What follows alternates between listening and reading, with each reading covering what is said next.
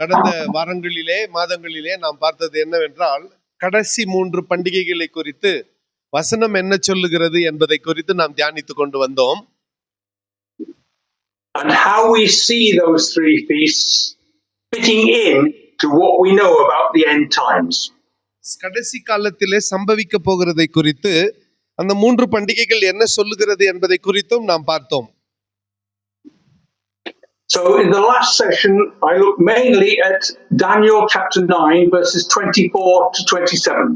தானியேல் 9ஆம் அதிகாரம் 24 27 வரை முக்கியமாக போன பகுதியிலே நான் பார்த்தேன். Which prophesied the second coming and also the first. அது முதல் வருகை குறித்தும் இரண்டாவது வருகை குறித்தும் நமக்கு சொல்லுகிறதா இருக்கிறது. In fact, Daniel actually gave us a way of finding out exactly when the first coming would be.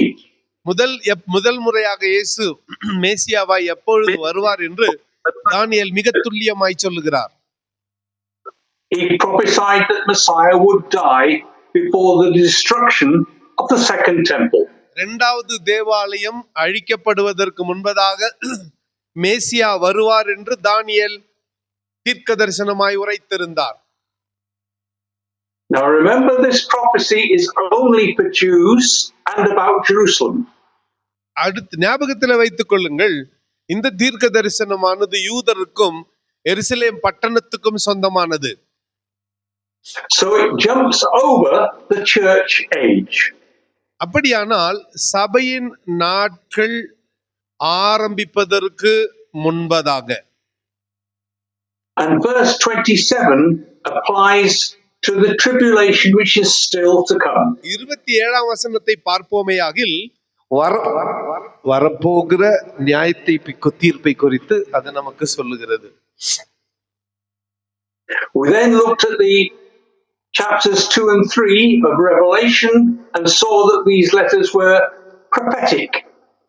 அடுத்ததாக வெளிப்படுத்தின விசேஷத்திலிருந்து தீர்க்க தரிசன வருஷங்களை குறித்து நாம பார்த்தோம்.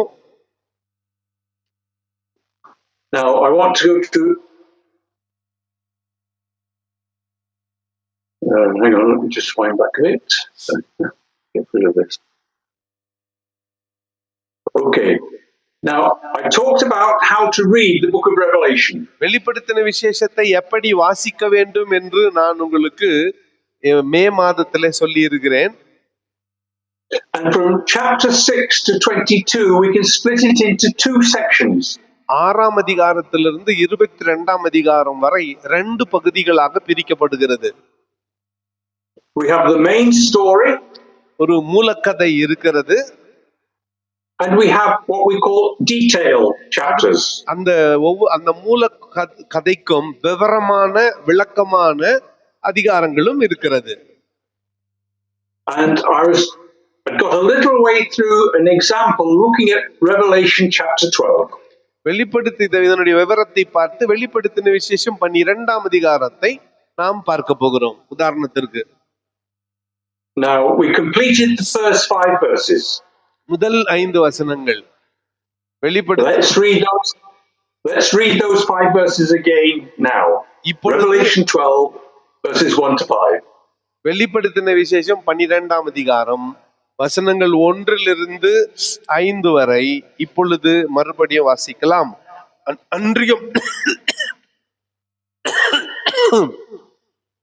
அன்றியும் ஒரு பெரிய அடையாளம் வானத்திலே காணப்பட்டது. ஒரு ஸ்திரீ சூரியனை அணிந்திருந்தாள். அவள் பாதங்களின் கீழே சந்திரனும் அவள் சிரசின் மேல் 12 நட்சத்திரங்களும் உள்ள கிரீடமும் இருந்தன. அவள் கர்ப்பவதியாயிருந்து பிரசவ வேதனை அடைந்து பிள்ளை பெறும்படி வருத்தப்பட்டு அலறினாள். அப்பொழுது வேறு அடையாளம் வானத்திலே காணப்பட்டது. 7 தலைகளையும் 10 கொம்புகளையும் தன் தலைகளின் மேல் 7 முடிகளையும் சிவப்பான பெரிய வலு சர்ப்பமும் இருந்தது. அதன் வால் வானத்தின் நட்சத்திரங்களில் 3 ஒரு பங்கை இழுத்து அவைகளை பூமியில் விட தள்ளிற்று.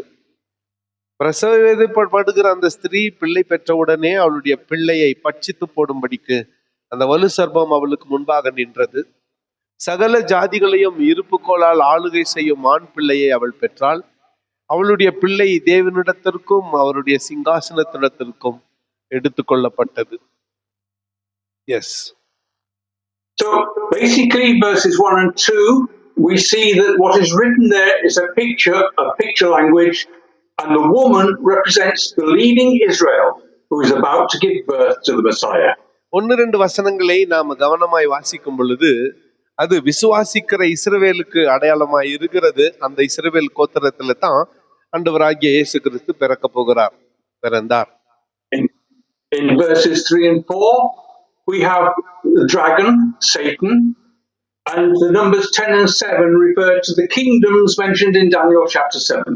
அதாவது 3-4 வசனத்துல வாசிக்கும் பொழுது வலு சர்ப்பம் 10 கொம்புகளை உடையது, பிசாசு பெரிய வலு சர்ப்பமாய் தானியேலிலே வாசிக்கிற அதே We are told a third of the angels fell and followed Satan when he sinned. சாத்தான் வீழ்ச்சி அடைந்த போது 1/3 தேவதூதர்களும் அவனோடு கூட சேர்ந்து வீழ்ச்சி அடைந்தார்கள் என்பதை நாம் பார்க்கிறோம். Satan waits to kill the Messiah when he's born. மேசியாவை கொலை செய்ய சாத்தான் முயற்சி செய்கிறான். Matthew's gospel tells us that Herod the Great was used in his attempt to kill Jesus.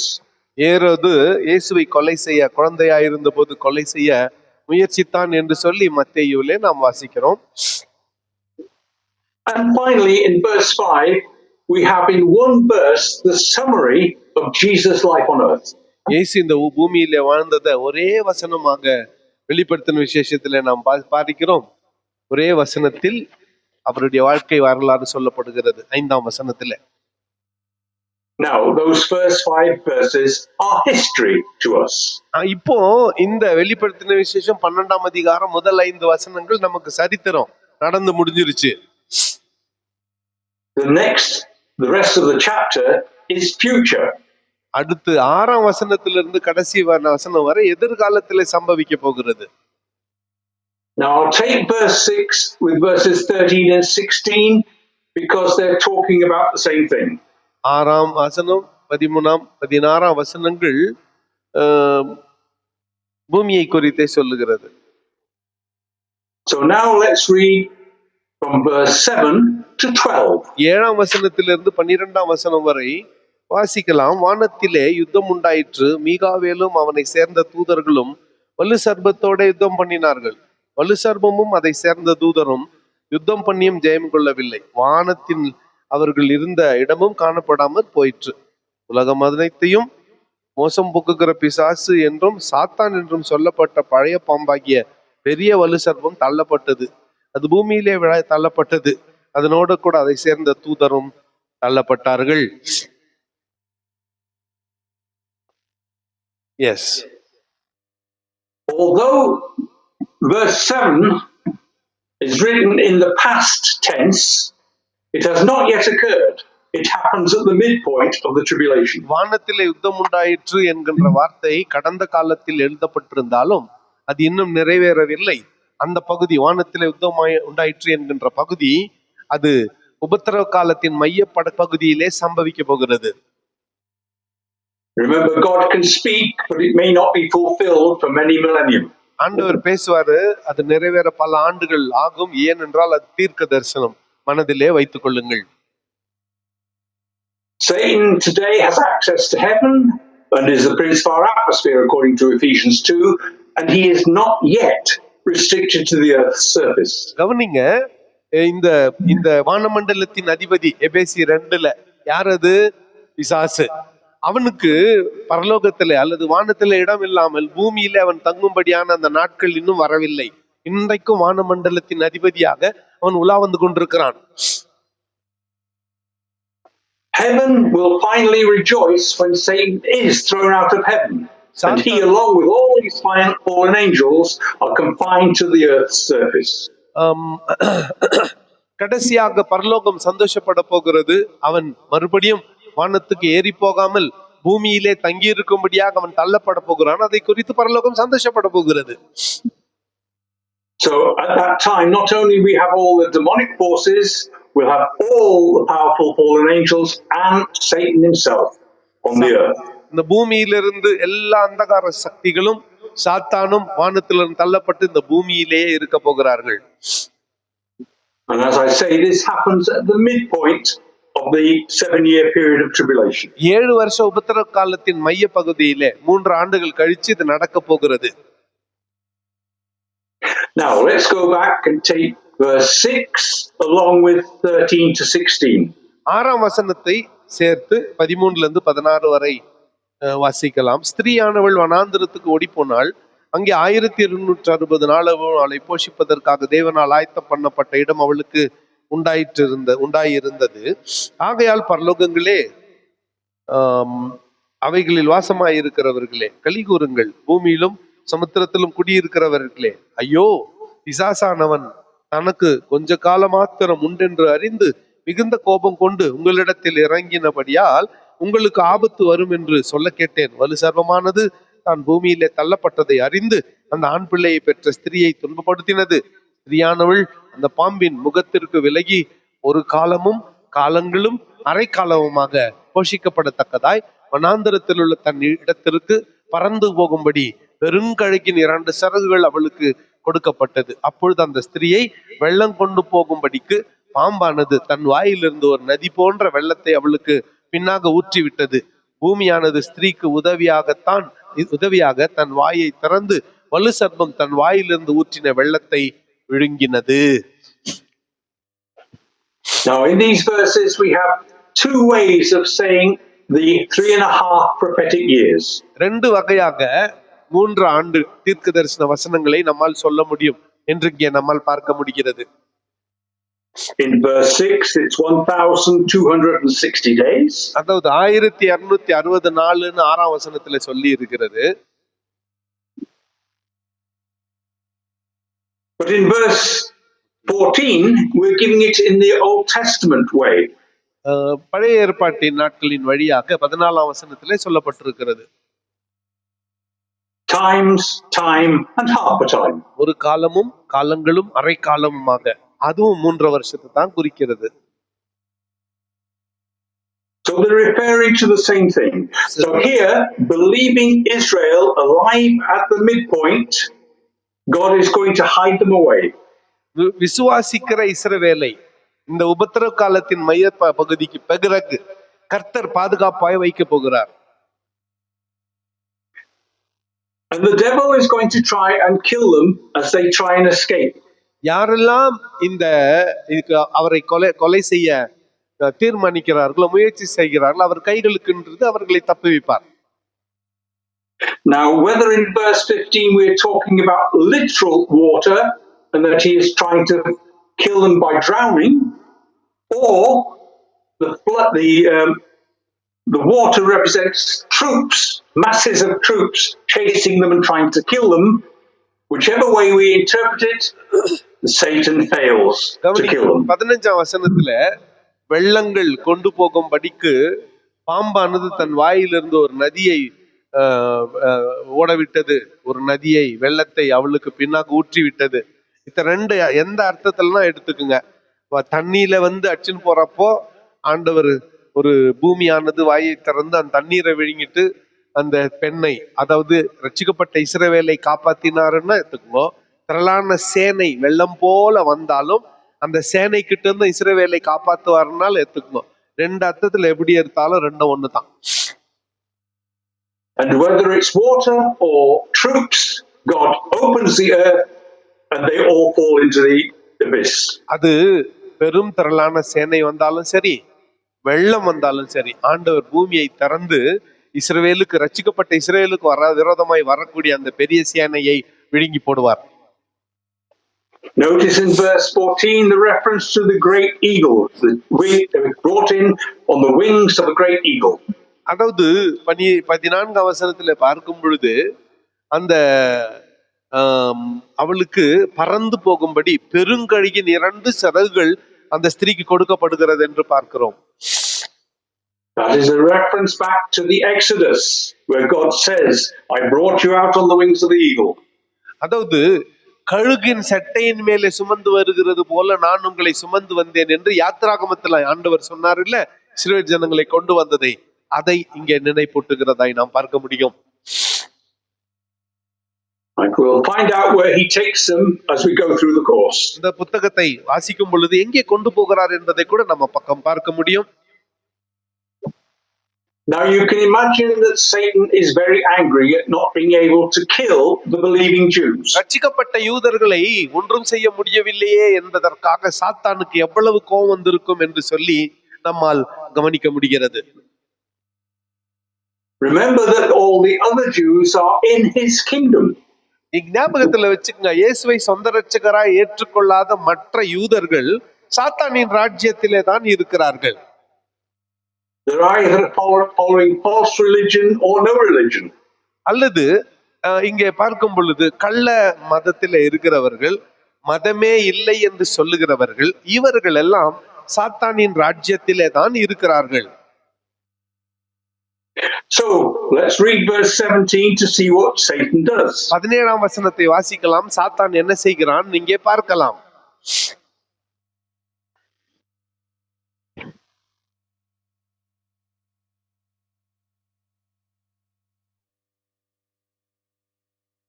பதினேழாம் வசனத்திலே, அப்பொழுது வலு சர்ப்பமானது ஸ்திரீயின் மேல் கோபம் கொண்டு தேவனுடைய கற்பனைகளை கை கொள்ளுகிறவர்களும் இயேசு கிறிஸ்துவை குறித்து சாட்சி உடையவர்களும் ஆகிய அவளுடைய சந்ததியான மற்றவர்களுடனே யுத்தம் பண்ண புறப்பட்டது. Now, because he can't get to the believing Jews, he now goes after the Gentile believers. கவனிங்க, விசுவாசிக்கிற யூதர்களை சாத்தானால ஒன்னும் பண்ண முடியல. ஆகவே அவனுடைய கோபம் சபைக்கு விரோதமாக அல்லது ரட்சிக்கப்பட்ட புறஜாதியாருக்கு விரோதமாக திரும்புகிறது. Remember that the Jews have been persecuted by the church for just about 2000 years. ஞாபகத்துல வச்சுக்கோங்க, 2000 வருஷமாக யூதர்கள் சபையால் உபத்திரவப்படுத்தப்படுகிறார்கள். சபையால யூதர்கள் உபத்திரவப்படுத்தப்படுகிறார்கள் 2000 வருஷமா. Most Jews hate the name of Jesus. அநேக யூதர்கள் இயேசுவின் நாமத்தை வெறுக்கிறார்கள். Because it is associated with persecution. ஏன்னா யூதனுக்கு இயேசு என்று சொன்னாலே உபத்திரவம் என்றுதான் அர்த்தம். Thank God, many Jews have realized that Jesus is their Messiah and have come to faith. அநேக யூதர்கள் இயேசுதான் மேசியா என்று உணர்ந்து அவரை விசுவாசிக்க ஆரம்பித்திருக்கிறார்கள். So the only people who will keep the commandments of God and hold to the testimony of Jesus will be Gentile believers. இப்போ ரட்சிக்கப்பட்ட யூதர்களை கர்த்தர் பாதுகாத்துட்டாரு. அப்ப சாத்தான் கையில மாட்டிக்கிறது யாருன்னா ரட்சிக்கப்பட்ட புறஜாதியாராகிய சபையார் சாத்தானிடத்திலே சிக்கிக் கொள்ளுகிறார்கள். Because the Jewish believers is hidden away. ஏன்னா ரட்சிக்கப்பட்ட யூதர்கள் பாதுகாப்பாய் ஆண்டவர் வச்சிட்டாரு. So this informs us, along with 4 other scriptures in the book of Revelation, that Gentile believers are still on the earth at the midpoint of the tribulation. இந்த வார்த்தையை படிக்கிறப்போ உபத்திரவ காலத்தின் மைய பகுதியாகிய 3 வருஷத்தின் நாட்களிலே சபையானது இன்னும் இந்த பூமியிலே இருக்கிறது. போன மாதத்தினுடைய குழப்பம் சீக்கிரத்துல தீரப்போகுது. This totally contradicts what is taught by the pre-tribulational teachers. கவனிங்க, உபத்திரவ காலம் என்று ஒன்று இல்லை என்று உபதேசிக்கிற அல்லது உபத்திரவ காலத்துக்கு முன்பதாக சபை எடுத்துக்கொள்ளப்படும் என்று உபதேசித்த ஆசிரியர்களுக்கு இது மாறுபட்டு நிற்கிறது. Now most of you have probably been taught the pre-tribulational rapture.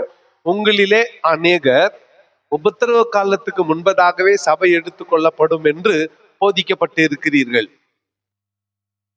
But I want to quote to you one of the leading men who in America was the main expert on pre-tribulation.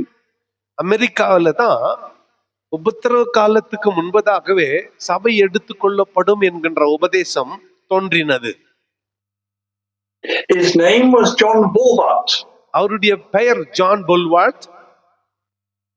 He was president and professor of theology at Dallas Theological Seminary. Dallas theological செமினரியில அவர் professor of theology படிச்சவர்.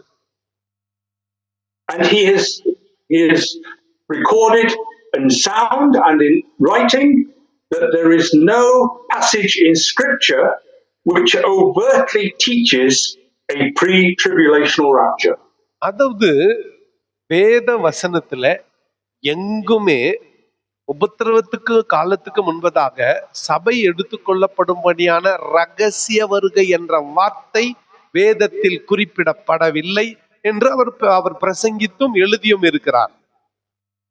He states it is an opinion gleaned from other scriptures.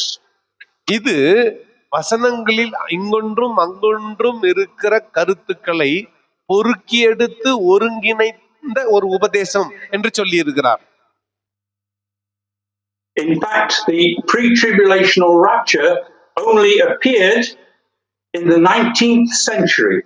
19ஆம் நூற்றாண்டுல தான் உபத்திரவ காலத்துக்கு முன்பதாகவே சபை எடுத்துக்கொள்ளப்படும் என்கின்ற உபதேசம் இந்த பூமிக்குள்ள வந்துச்சு. By a man called G.N. Darby.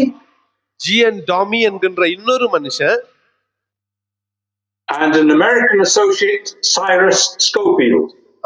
American associate Cyrus Scorpio என்கின்ற இன்னொரு மனுஷன். And they developed the idea of pre-tribulation based on their teaching of hyper-dispensationalism. அதாவது இயற்கைக்கு அப்பாற்பட்ட காலகட்டத்தின் பரந்த தன்மை என்கின்ற இந்த தலைப்பை எடுத்துக்கொண்டு, ஹைப்பர் டிஸ்பென்சேஷன் என்கின்ற இந்த தலைப்பை எடுத்துக்கொண்டு அதன் வாயிலாக அவர்கள் இதை உபதேசித்துக் கொண்டு வந்தார்கள். And they can only call the 7 years the whole wrath of God by equating 2 Greek words. 7 வருஷ உபத்திரவ காலத்தை 2 கிரேக்க வார்த்தையோடு பொருத்தி அவங்க பார்த்தாங்க. Which I've already defined for you. ஏற்கனவே நான் அதை உங்களுக்கு சொல்லி இருக்கிறேன். And they are thlipsis, which means tribulation. அதாவது கிளிப்சிஸ் என்றால் உபத்திரவம் என்று அர்த்தம். And oga, which means wrath. Okha என்றால் கோபாக்கினை என்று அர்த்தம். Now we know that in John 16 verse 33, Jesus tells his disciples, you will have tribulation. அதாவது யோவான் 16ஆம் அதிகாரத்தில் ஆண்டவராகிய சொல்லி இருக்கிறார், இந்த உலகத்தில் உங்களுக்கு உபத்திரவம் உண்டு. So I'm going to show you from scripture a different position. இப்போ உங்களுக்கு ரகசிய வருகையை குறித்த வசனத்தின் ஆதாரத்தோடு வேற நிலைமையை காட்டப் போகிறேன். And I'm going to show you from scripture that the rapture and the wrath of God come on the same day. சபை எடுத்துக்கொள்ளப்படும்படியான ரகசிய வருகையும் தேவ கோபாக்கினை இந்த பூமியின் மீது இறங்கி வருகிறதும் ஒரே நேரத்தில் சம்பவிக்க போகிறது என்பதற்கு வசன ஆதாரத்தை உங்களுக்கு நான் கொடுக்க போகிறேன். Now remember that tribulation, God is focusing not on the church, he's focusing back on the Jews. ஞாபகத்துல வச்சுக்கங்க, உபத்திரவம் என்கின்ற வார்த்தை சபைக்காக கொடுக்கப்பட்டது அல்ல, யூதர்களுக்காக கொடுக்கப்பட்ட வார்த்தை. Okay, if you look before the cross, God is concentrating on the Jews. ஞாபகத்துல வச்சுக்கங்க, முன்னதாக யூதர்களின் மீது கர்த்தர் கவனம் செலுத்தினாரு, அவர்களை ரட்சிக்கப்பட்ட யூதர்களை பாதுகாத்துட்டாரு. From the cross to the start of the tribulation, God is concentrating on the Gentiles. Hallelujah. சிலுவைக்கு பிறகு இயேசுநாதருடைய கவனம் அவரை ஏற்றுக்கொண்ட புறஜாதியாராகிய நம் மீது, சபையின் மீது திரும்புகிறது. But as we see in that prophecy in Daniel, he is back to concentrating on Israel, Jews. தானியேல் தீர்க்கதரிசன புத்தகத்துக்கு திரும்பி போனா மீண்டுமாக இஸ்ரவேலின் மீது ஆண்டவர் கவனம் செலுத்துகிறதை நாம் பார்க்கிறோம். Now, on the day of Pentecost, Peter quotes Acts 2 verses 19 and 20. அப்போஸ்தலர் 2ஆம் அதிகாரம் 19ஆம் 20ஆம் வசனங்களிலே பேதுரு அங்கே என்ன சொல்லுகிறார் பாருங்கள். He is quoting Joel chapter 2 verses 30 and 31. யோவேல் தீர்க்க தரிசன புத்தகம் 2ஆம் அதிகாரம் 31-32 வசனங்களை பேதுரு நினைவுபடுத்துகிறதை நாம் அங்கே பார்க்கிறோம். யோவேல் 2:30-31. But in fact, Peter changes the end of verse 31 of Joel. அதாவது இன்னும் சொல்ல போனா பேதுரு 31ஆம் வசனத்தினுடைய அர்த்தத்தை முன்னதாகவே மாற்றி சொல்லுகிறார். Because Joel says, before the great and awesome day of the Lord comes. கர்த்தருடைய பெரிதும் பயங்கரமும் நாள் வரும் முன்னே என்று யோவேல் சொல்லுகிறார். Awesome means fearful. It's a fearful day. யோவேல் தீர்க்க தரிசன புத்தகத்தை படிக்கும் பொழுது அது பயங்கரமான ஒரு நாள், பயம் நிறைந்த ஒரு நாளாக காணப்படுகிறது. But Peter changes one word. ஒரே ஒரு வார்த்தை மட்டும் பேதுரு அப்போஸ்தலர் நடபடிகள் 2ஆம் அதிகாரத்திலே மாற்றுகிறார்.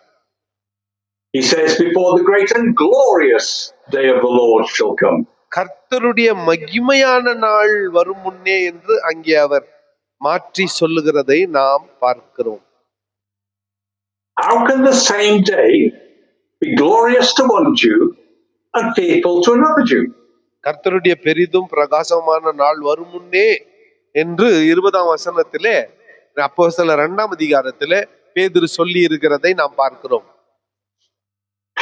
Because Peter knows that the body of Christ is going to meet Jesus in the atmosphere, so it is a glorious occasion. பேதுருக்கு தெரியும் ஆண்டவரின் சரீரமாகிய சபை மத்திய ஆகாயத்திலே ஆண்டவரை சந்திக்க போகிறது, ஆகவே அது மகிமையான நாளாக பேதுரு சொல்லுகிறார். But Joel, an Old Testament Jew, he knows that the Jews must go through the wrath of God, so it is a fearful day. யோவேல் தீர்க்கதரிசியை பொறுத்தவரை அவன் யூதருக்காக அந்த தீர்க்க தரிசனம் சொன்னா, தேவ கோபாக்கினையை யூதர்கள் கடக்க வேண்டும் என்று ஒரு யூதனாய் அவன் அறிந்திருந்தபடியால் இந்த நாளை பயங்கரமான நாளாக அவன் சித்தரிக்கிறான். Now the wrath of God in the Old Testament is called the day of Jacob's troubles. ஞாபகத்துல வைத்துக் கொள்ளுங்கள், தேவ கோபாக்கினை என்கின்ற வார்த்தை வெளிப்படுத்தின விசேஷத்துல இருக்குதே, அதுக்கு சமமான பழைய ஏற்பாட்டினுடைய வார்த்தை கர்த்தருடைய மகா பயங்கரமான நாள் என்பதாகும். Can we turn to Jeremiah chapter 30? எரேமியா 30ஆம் அதிகாரத்துக்கு திருப்பலாமா? எரேமியா 30ஆம் அதிகாரம். The whole chapter is about the end times. எரேமியா 30ஆம் அதிகாரம் முழுவதுமாக கடைசி காலத்திலே சம்பவிக்க போகிறவைகளை குறித்து நமக்கு சொல்லுகிறது.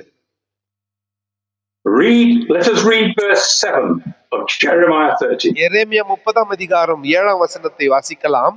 ஐயோ, அந்த நாள் பெரியது, அதை போலொந்த நாள் இல்லை. அது யாக்கோபுக்கு இக்கட்டு காலம், ஆனாலும் அவன் அதற்கு நீங்களாகி ரட்சிக்கப்படுவான். That is the reference that the Jewish nation will go through the wrath of God. இந்த வசனம் சொல்லுகிறது இந்த தேவ கோபாக்கினையை யூத தேசம் கடக்க வேண்டும்.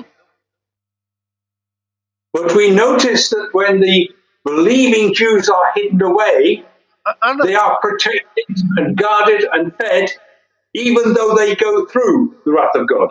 தேவ கோபாக்கினையை இஸ்ரவேல் கடந்து போனாலும் ரட்சிக்கப்பட்ட யூதர்களை கர்த்தர் பாதுகாத்து ஒளித்து வைத்து போஷிக்க போகிறார். Jeremiah 30 verse 7 does not distinguish between different groups of Jews. இது எரேமியா 30ஆம் அதிகாரத்திலே இஸ்ரவேலுக்குள்ள வெவ்வேறு கூட்டம் இருக்கிறது என்று நம்மாலே பார்க்க முடியும். Okay, now let's look at the scripture for the rapture. Let's go to Luke 17. லூக்கா 17ஆம் அதிகாரத்துக்கு திருப்புங்கள். And read verses 26 to 35. லூக்கா 17ஆம் அதிகாரம் 26 35 வரை வாசிக்க கேட்போம். நோவாவின் நாட்களில் நடந்தது போல மனுஷகுமாரனுடைய நாட்களிலும் நடக்கும். நோவா பேழைக்குள் பிரவேசித்த நாள் வரைக்கும் ஜனங்கள் புசித்து குடித்து பெண் கொண்டு கொடுத்தார்கள். ஜலப்பிரளயம் வந்து எல்லாரையும் அழித்து போட்டது. லோத்தினுடைய நாட்களில் நடந்தது போலவும் நடக்கும். ஜனங்கள் புசித்தார்கள், குடித்தார்கள், கொண்டார்கள், விட்டார்கள், நட்டார்கள், கட்டினார்கள். லோத்து சோதோமை விட்டு புறப்பட்ட நாளிலே வானத்திலிருந்து அக்கினியும் கந்தகமும் வருஷித்து எல்லாரையும் அழித்து போட்டது. மனுஷகுமாரன் வெளிப்படும் நாளிலும் அப்படியே நடக்கும். அந்த நாளிலே வீட்டின் மேல் இருப்பவன் வீட்டில் உள்ள தன் பண்டங்களை எடுத்துக்கொண்டு போக இறங்காமல் இருக்க கடவன். அப்படியே வயலில் இருக்கிறவன் பின்னிட்டு திரும்பாமல் இருக்க கடவன். லோத்தின் மனைவியை நினைத்துக் கொள்ளுங்கள். தன் ஜீவனை ரட்சிக்க வகை தேடுகிறவன் அதை இழந்து போவான், இழந்து போகிறவன் அதை உயிர்ப்பித்துக் கொள்ளுவான். அந்த ராத்திரியிலே ஒரே படுக்கையிலே படுத்திருக்கிற 2 பேரில் ஒருவன் ஏற்றுக்கொள்ளப்படுவான், மற்றவன் கைவிடப்படுவான். திரிகை திரிக்கிற 2 ஸ்திரீகளில் ஒருத்தி ஏற்றுக்கொள்ளப்படுவாள், மற்றவள் கைவிடப்படுவாள். வயலில் இருக்கிற 2 பேரில் ஒருவன் ஏற்றுக்கொள்ளப்படுவான், மற்றவன் கைவிடப்படுவான் என்று உங்களுக்கு சொல்லுகிறேன் என்றார். Now, if you've read Revelation chapters 8, 9 and 16, you know that the earth is not living in a normal situation. You're not living on the earth in a normal way. வெளிப்படுத்தின விசேஷம் 8ஆம் அதிகாரம் 9ஆம் அதிகாரம் 16ஆம் அதிகாரம் வாசித்தீங்கன்னா பூமியானது இப்ப இருக்கிற மாதிரி ஒழுங்கா இல்ல. அது மிக மகா நியாய தீர்ப்புக்கு உட்படுத்தப்பட்டு அது இப்பொழுது பிரச்சனைக்குள்ளாக இருக்கிறது என்று பார்க்கிறோம். நம்ம The people at that time are suffering the wrath of God. தேவ கோபாக்கினையை ஜனங்கள் அனுபவித்துக் கொண்டு இருக்கிறார்கள். In Luke 17, we look as if it's normal life, everyday life now. லூக்கா 17ஆம் அதிகாரத்தில் ஒவ்வொரு நாளும் சம்பவிக்க போகிற இயல்பான ஒரு நாளை குறித்து அங்கே பார்க்கிறோம். So Jesus is talking about the rapture. இயேசு இங்கே சபை எடுத்துக்கொள்ளப்படும்படியான ரகசிய வருகையை குறித்து தான் சொல்லுகிறதாக நான் பார்க்கிறேன். And he quotes Noah and Lot. இயேசுநாதர் தன்னுடைய பிரசங்கத்திலே செய்தியிலே லோத்தையும் நோவாவையும் குறித்து சொல்லுகிறார். கொஞ்சம் அதை கவனித்தால் நமக்கு புரியும்.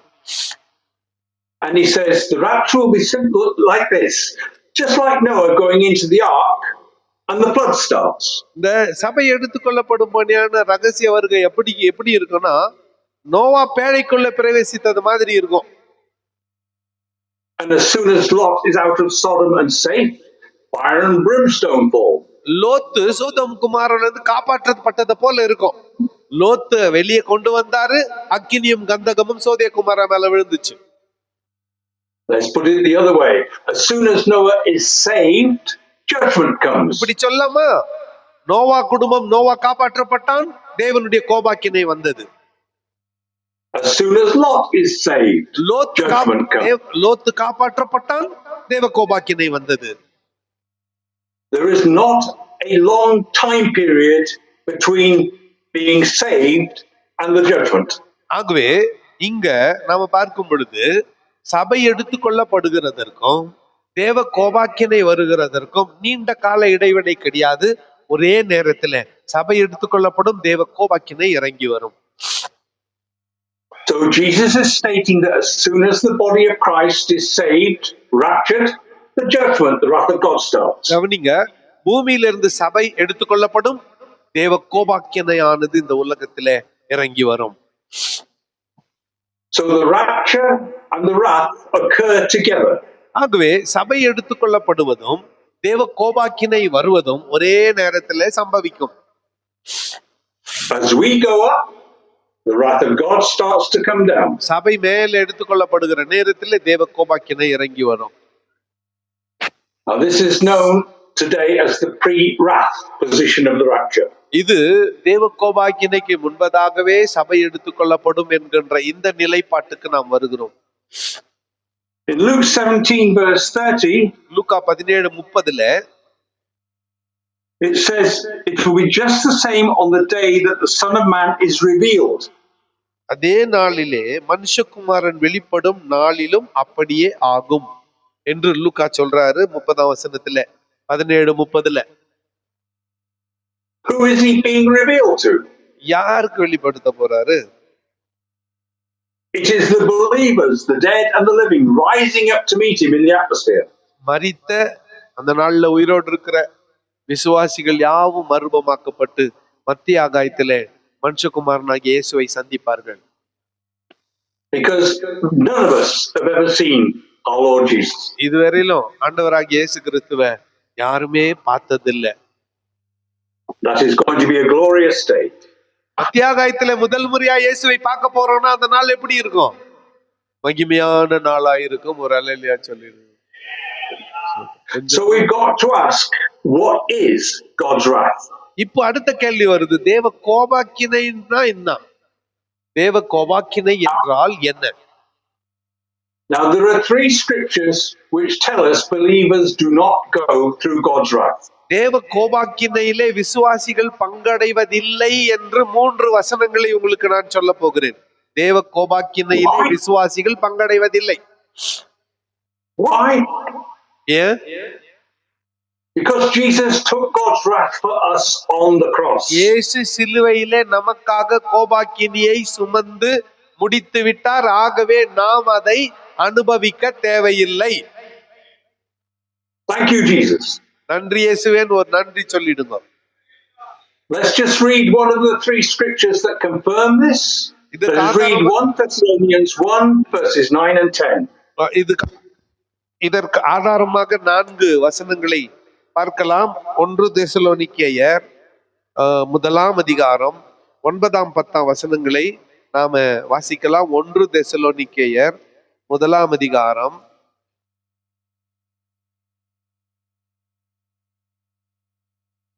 9ஆம் 10ஆம் வசனங்கள். ஏனெனில் அவர்கள் தாமே எங்களை குறித்து உங்களிடத்தில் நாங்கள் அடைந்த பிரவேசம் இன்னதென்பதையும் ஜீவனுள்ள மெய்யான தேவனுக்கு ஊழியம் செய்வதற்கு நீங்கள் விக்கிரகங்களை விட்டு தேவனிடத்திற்கு மனம் திரும்பினதையும் அவர் மரித்தோரிலிருந்து எழுப்பினவரும் இனிவரும் கோபாக்கினை நின்று நம்மை நீங்களாக்கி ரட்சிக்கிறவருமாய் இருக்கிற அவருடைய குமாரனாகிய இயேசு பரலோகத்திலிருந்து வருவதை நீங்கள் எதிர்பார்த்து கொண்டிருக்கிறதையும் அறிவிக்கிறார்களே. Now, in the book of Revelation, between Revelation 6 and 16, there are 3 sets of judgments, each with 7 parts. அதாவது வெளிப்படுத்தின விசேஷம் 16ஆம் அதிகாரத்துல 16, 17ஆம் வசனத்துக்குள்ள 3 வகையான நியாய தீர்ப்பு வருகிறதை நாம் பார்க்கிறோம். 6 முத்திரைகள் அங்கே உடைக்கப்படுகிறது. There are the 7 seals, the 7 trumpets. Sorry, there are 7 seals, the 7 trumpets, and the 7 bowls. கவனிங்க, 7 முத்திரை நியாய தீர்ப்பு, 7 எக்கால நியாய தீர்ப்பு, 7 கலச நியாய தீர்ப்பு. இந்த இவை அனைத்தையும் தேவ கோபாக்கினைக்கு அடையாளமாய் இருக்கிறது. Scripture shows us that the 7th seal judgment is the same as the first trumpet. வசனம் என்ன சொல்லுதுன்னா, 7வது முத்திரையும் 1வது எக்கால நியாய தீர்ப்பு ஒன்றுதான். அங்க பாருங்க, அந்த எண் வரிசை எப்படி இருக்குது பாருங்க. 7 கிட்ட 1 தொடங்குதா? மேல ஸ்கிரீன்ல 7 கிட்ட 1 தொடங்குதா? அப்படிதான். And the 7th trumpet judgment includes all 7 of the bowl judgment. 7வது எக்கால நியாய தீர்ப்பிலே 7 கலச நியாய தீர்ப்புகளும் துரிதமாய் நிறைவேறுகிறதை நாம் பார்க்கிறோம். Now these judgments are successive, accelerating and overlapping. கவனிச்சு பார்த்தா 7 முத்திரை நியாய தீர்ப்புகள் 7 முத்திரை ஸ்லோவா கால இடைவெளி விட்டு விட்டு வருது. எக்கால நியாய தீர்ப்பு வரும்பொழுது அது சீக்கிரமா வருது. கலச நியாய தீர்ப்பு வரும்போது அது ரொம்ப சீக்கிரமா வருது. அதை நம்ம அங்க பார்க்க முடிகிறது. So which of these 3 judgments are the wrath of God? ஆகவே இந்த 7வது முத்திரை நியாய தீர்ப்பு தேவ கோபாக்கினையாக இருக்க வேண்டும். As you read through the book of Revelation, you will see that the first mention of the wrath of God is at the 6th seal. 6வது முத்திரையின் நாட்கள் நேரத்துல தான் தேவ கோபாக்கினை என்கின்ற வார்த்தை பயன்படுத்தப்பட்டிருக்கிறது முதல் முறையா. Let's go to Revelation chapter 6. வெளிப்படுத்தின விசேஷம் 6ஆம் அதிகாரத்துக்கு திருப்பலாம். Let's read verse 12 for the context and then 16 and 17. 12ஆம் வசனத்தின் பின்னணியை வாசிச்சுட்டு 17ஆம் 16ஆம் 17ஆம் வசனங்களை வாசிக்கலாம்.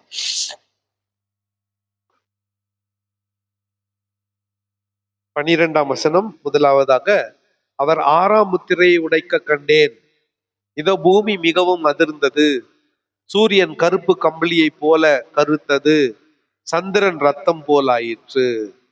பர்வதங்களையும் கண்மலைகளையும் நோக்கி, நீங்கள் எங்கள் மேல் விழுந்து சிங்காசனத்தின் மேல் வீற்றிருக்கிறவருடைய முகத்திற்கும் ஆட்டுக்குட்டியானவருடைய கோபத்திற்கும் எங்களை மறைத்துக் கொள்ளுங்கள்.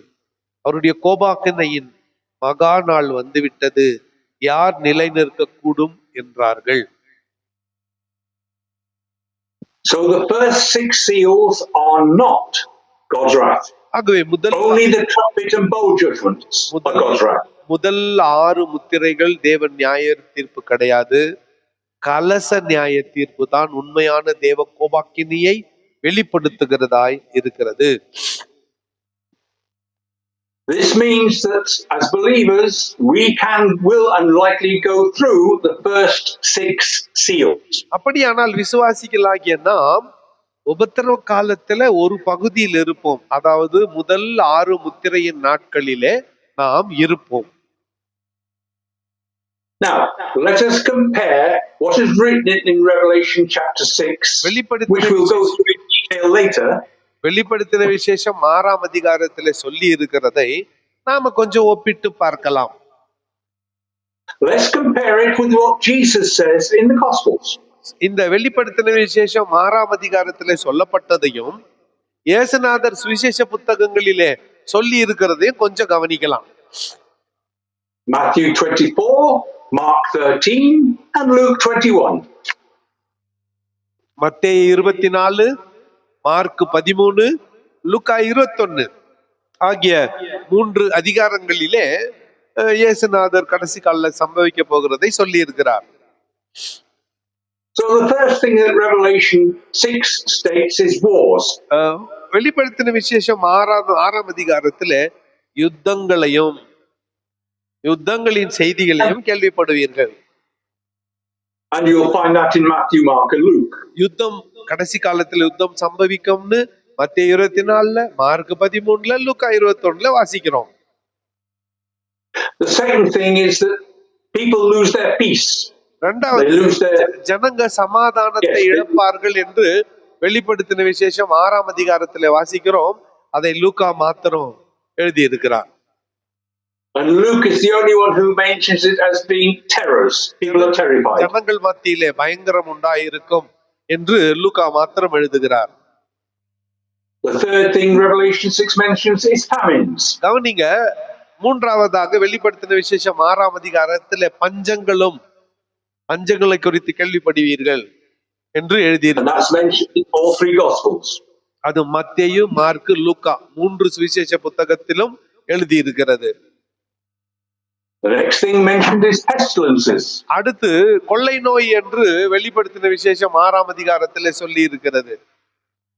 Mentioned in Matthew 24 and as plagues in Luke 21. மத்தேயு 24 அதே கொள்ளை நோய் என்றும் லூக்கா 21 பிளேக்ஸ் என்கின்ற கொள்ளை நோய் என்கின்ற வார்த்தை பயன்படுத்தப்பட்டிருக்கிறது.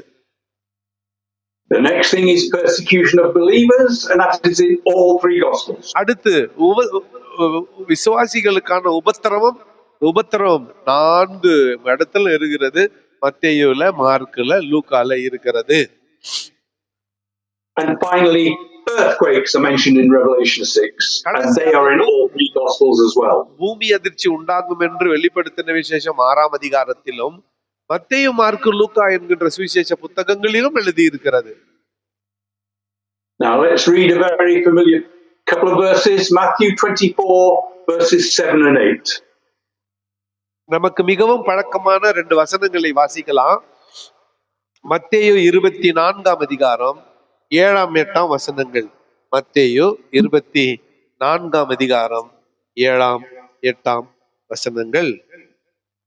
ஜனத்துக்கு விரோதமாய் ஜனமும் ராஜ்யத்துக்கு விரோதமாய் ராஜ்யமும் எழும்பும், பஞ்சங்களும் கொள்ளை நோய்களும் பூமி அதிர்ச்சிகளும் பல இடங்களில் உண்டாகும், இவைகள் எல்லாம் வேதனைகளுக்கு ஆரம்பம். So Jesus compares these happenings to the birth pangs of a pregnant woman. இயேசு ஒரு கர்ப்பிணி பெண்ணுக்கு ஏற்படக்கூடிய கர்ப்ப வலியை குறித்து இங்கே இயேசுநாதர் சொல்லுகிறதை நாம் பார்க்கிறோம். And he says these are the beginnings of the birth pangs. இவைகள் எல்லாம் கர்ப்பவதிக்கு ஏற்படக்கூடிய வலியை போன்று இருக்கிறது. Now, as the woman's pregnancy progresses, she begins to experience short, weak pains. கவனிங்க, ஒரு பெண் மகப்பேறு நாட்களுக்கு நெருங்கும் பொழுது முதல்ல ஆரம்பமா வலிக்கும், அது குறுகிய நேரத்துக்கு வலி இருந்து போயிடும். Nearer to the birth, these pangs get stronger and last for longer. ஆனால் பிரசவத்துக்கு அந்த நாள் சமீபிக்கும் போதோ அந்த வலி அதிகமா இருக்கும், ரொம்ப நேரமாவும் இருக்கும். Until she reaches the birth of the child, when the pains can be very strong and continuous. அந்த குழந்தை பெற்றெடுக்கிற அந்த நேரத்துல வலி அதிகமா இருக்கும், தொடர்ந்து வலி இருக்கும். So what are we birthing? ஆகவே இதுல இருந்து நாம் என்ன தெரிந்து கொள்ளுகிறோம்? We're birthing the wrath of God leading to the second coming. இந்த தேவ கோபாக்கினையானது இரண்டாவது வருகைக்கு நடத்துகிறது. Now, if you look down that list of seals I've mentioned, 6 முத்திரைகளின் நாட்களிலே பிரசவத்துக்கு முன்னால வரக்கூடிய வந்து போகிற அந்த வலியை போன்று we are living with all those things today at a low level. கவனிங்க, இன்னைக்கு நம்ம இந்த பட்டியல்ல வாஸ்தவம் இல்ல, கொள்ளை நோய், பூமி அதிர்ச்சி எல்லாம் கொஞ்சம் கொஞ்சம் நடக்குது. But they're going to get stronger and last for longer. அடுத்து ஆனா நாட்கள் செல்ல செல்ல அது வலி அதிகமானதாகவும் பலமானதாகவும் இருக்கும்.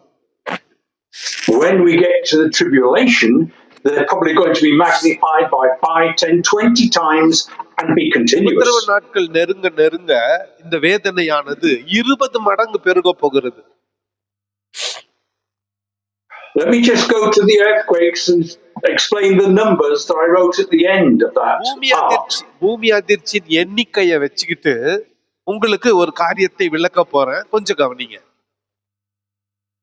I did a survey of the earthquakes from 1900 up to 2020.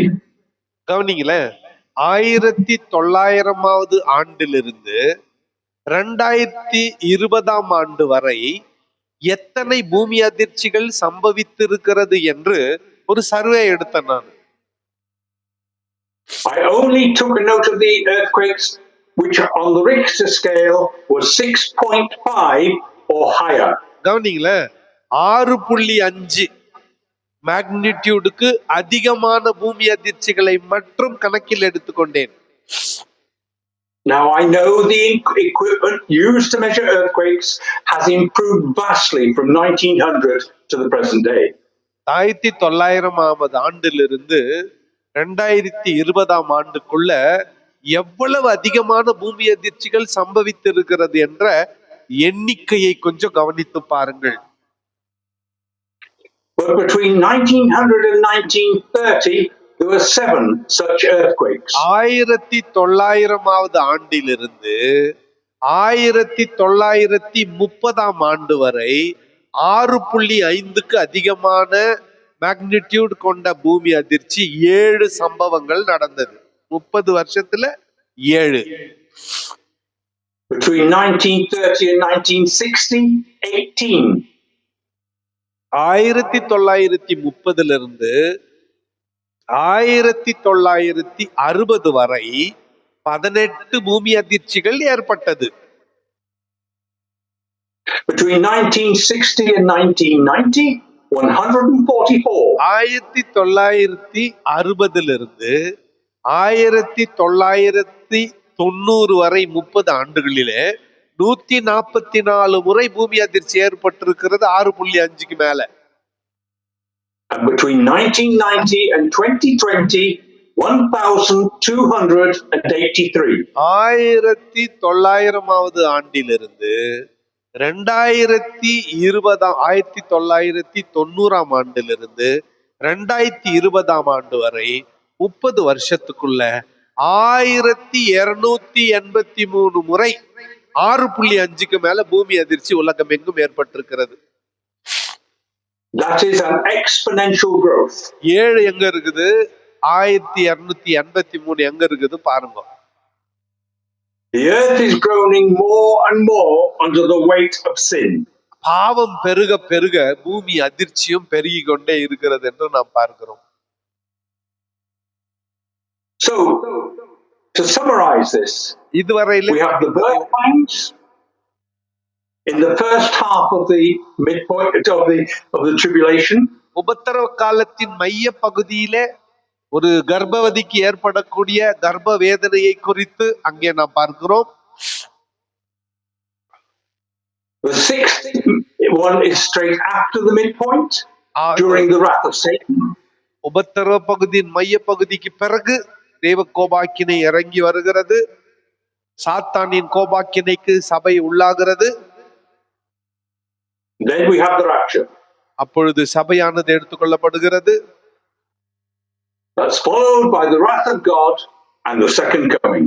தேவ கோபாக்கினையும் இரண்டாவது வருகையும் சம்பவிக்கிறது. So you have the first 5 seals in the first 3.5 years, and just into the second half, you have the 6th seal, which is where we leave. முதல் 3.5 ஆண்டுகள் 5 முத்திரை கோபாக்கினைகள் நியாய தீர்ப்புகள் சம்பவிக்கிறது.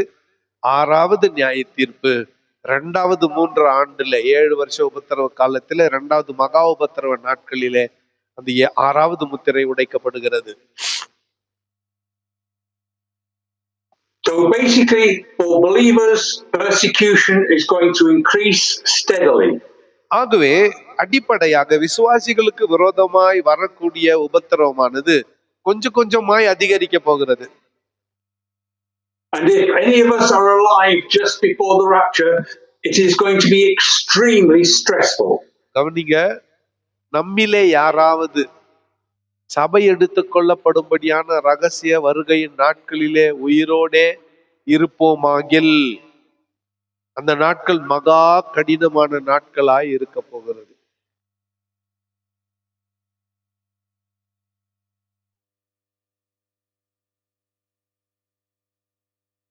S,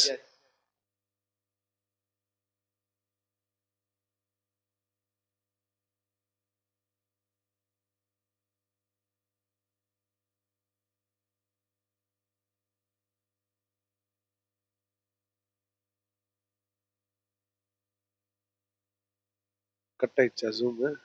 நம்ம கிட்டே அவர்கிட்டயா?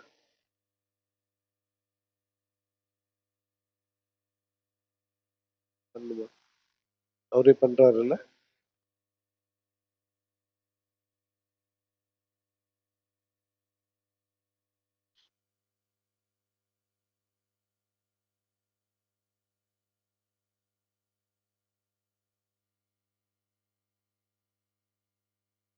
நம்மள்தான்.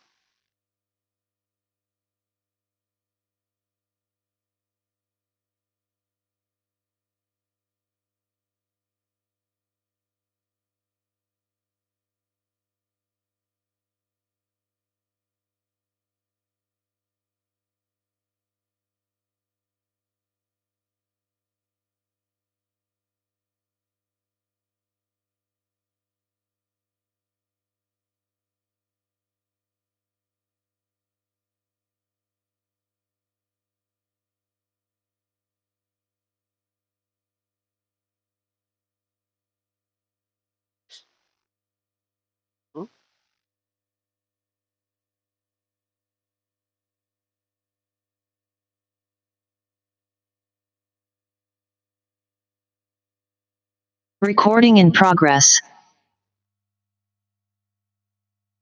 There was a problem and it was rectified. Okay, no problem. Okay, I'll just put it on the screen again.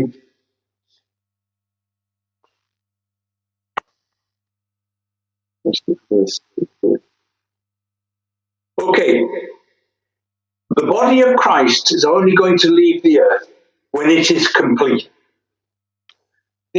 தேவனுடைய சரீரமாகிய சபையானது நிறைவு பெற்றால் தான் We know this from Romans. எடுத்துக்கொள்ளப்படும். We know this from the book of Romans, chapter 11, verse 25. Roman Let's read it. Roman 11:25 வாசிக்கலாம். அப்போஸ்தலனாகிய பவுல் ரோமாபுரியாருக்கு எழுதின நிருபம் 11ஆம் அதிகாரம் 25ஆம் வசனத்திலே இதை குறித்து நாம் வாசிக்கிறோம். மேலும் சகோதரரே, நீங்கள் உங்களை புத்திமான்கள் என்று எண்ணாதபடிக்கு ஒரு ரகசியத்தை நீங்கள் அறிய வேண்டும் என்றிருக்கிறேன். அதென்னவெனில், புறஜாதியாருடைய நிறைவு உண்டாகும் வரைக்கும் இஸ்ரவேலரில் ஒரு பங்குக்கு கடினமான மனதுண்டாய் இருக்கும். So, God knows the number of people from every tribe and tongue and nation that are going to be around his throne. தேவனுடைய சிங்காசனத்துக்கு கீழே வரக்கூடியவர்களுடைய முழு எண்ணிக்கை எத்தனை பேர் என்று ஆண்டவருக்கு நிச்சயமாய் தெரியும். அத்தனை பேரும் வந்து சேருகிற வரையில இந்த பூமியிலிருந்து சபை புறப்படாது. So the body of Christ cannot leave the earth until that number is complete. புறஜாதியாரின் எண்ணிக்கை நிறைவு பெறுகிறதற்கு முன்பதாக சபையானது இந்த பூமியிலிருந்து எடுத்துக்கொள்ளப்பட மாட்டாது. The bride of Christ does not go up an arm here, a leg there. She goes up complete. ஆண்டவரின் சரீரமாகிய சபை தலை மட்டும் போயிட்டு முண்டங்க இருக்க போறதில்ல. சபை நிறைவு பெற்றதாய் முழுமையாகத்தான் இந்த பூமியை விட்டு எடுத்துக்கொள்ளப்பட போகிறது. And as soon as we have gone, the wrath of God starts. எப்ப சபையான இந்த பூமியிலிருந்து எடுத்துக்கொள்ளப்படுகிறதோ தேவ கோபாக்கினை உடனே இறங்கி வருகிறது. Now, if I've got time, I'll go through the wrath of God at the end, because it doesn't affect us. நமக்கு சம்பந்தம் இல்லை. ஞாபகத்துல வச்சுக்கோ, தேவ கோபாக்கினைக்கும் நமக்கும் சம்பந்தம் இல்லை. ஆகவே நேரம் கிடைச்சா இந்த பாடத்தினுடைய முடிவுல தேவ கோபாக்கினை நாட்கள் என்ன நடக்கும்னு நான் உங்களோடு பேசுகிறேன். Now let me finish today talking about Antichrist the man. அந்தி கிறிஸ்துவை குறித்து மாத்திரம் பேசி இன்றைக்கான பாடத்தை நான் நிறுத்த விரும்புகிறேன். There are references to him in Daniel, Isaiah, and 2 Thessalonians and the book of Revelation. தானியேல் புத்தகத்திலும் ஏசாயாவிலும் வெளிப்படுத்தின விசேஷத்திலும் இந்த அந்தி கிறிஸ்துவை குறித்து நமக்கு ரெஃபரன்ஸ் வசனங்கள் இருக்கிறது. First of all, he is also called the Assyrian. இந்த அந்தி கிறிஸ்துவுக்கு அசீரியன் என்று இன்னொரு பெயரும் உண்டு. ஞாபகத்துல வைத்துக்கொள்ள, அசீரியன். We find that in Isaiah 14 verses 4, 12 and 25. ஏசாயா 14ஆம் அதிகாரத்திலே 4ஆம் வசனம், 12ஆம் வசனம், 25ஆம் வசனம் ஆகிய இந்த இடங்களிலே அந்தி கிறிஸ்து அசீரியன் என்று பெயரிடப்பட்டு இருக்கிறதை நாம் பார்க்கிறோம். According to Daniel, he is very deceitful and crafty, magnifying himself. தானியேல் தீர்க்க தரிசனத்தின்படி அவன் ஏமாற்றுகிறவன், அவன் தந்திரசாலி, தன்னையே உயர்த்த நினைக்கிறவன், எப்பவுமே டிவில வரணும்னு பாக்குறவன்.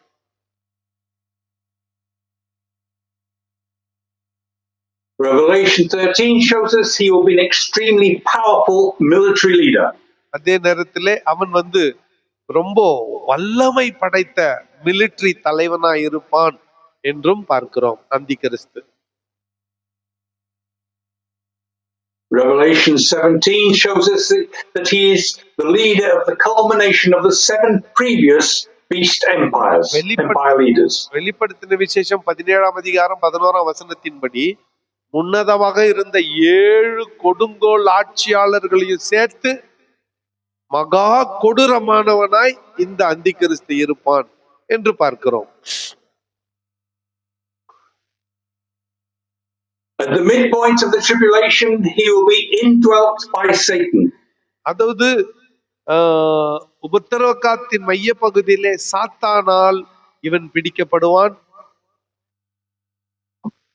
Like in the book of Genesis, where Satan enters the serpent, so Satan enters the man Antichrist. ஆதியாகமம் 3ஆம் அதிகாரத்துல எப்படி சாத்தான் சர்ப்பத்துக்குள்ள புகுந்து சர்ப்பமாக வந்து ஏவாளிடத்திலே பேசினானோ அதே மாதிரி இப்பொழுது சாத்தான் அந்தி கிறிஸ்துவுக்குள் புகுந்து விடுவான். We know he claims to be God incarnate.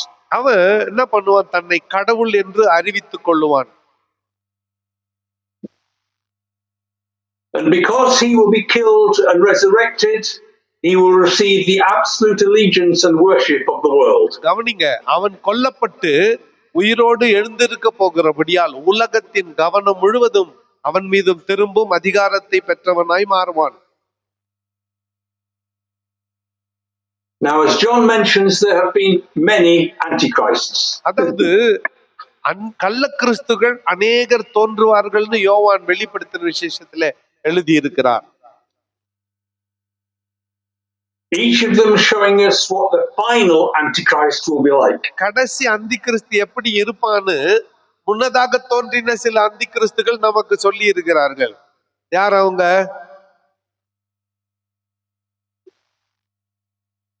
The first one is Herod the Great. மகா சக்கரவர்த்தி ஆகிய ஏரோது த கிரேட் பெயர் பெற்றவன். He was born an Arab, an Idumean. அவன் அரபு தேசத்திலே பிறந்தவன். His parents were forcibly converted to Judaism, so he was a Jew. அவன் பெற்றோர் எதிர்பாராத விதமா யூத மதத்திற்கு தழுவினார்கள். ஆகவே அவன் ஒரு யூதன். He was a great friend of Tiberius Caesar, so they saw him as a Westerner. தபேரியா ராயனுக்கு இவன் மிக நெருங்கிய நண்பனாயிருந்தான், இந்த ஹேரோத் தி great. So Arabs accepted him, Jews accepted him, Gentiles accepted him. இந்த இவனை அரேபியர்கள் ஏற்றுக்கொண்டார்கள், யூதர்கள் ஏற்றுக்கொண்டார்கள், புறஜாதியார் ஏற்றுக்கொண்டார்கள்.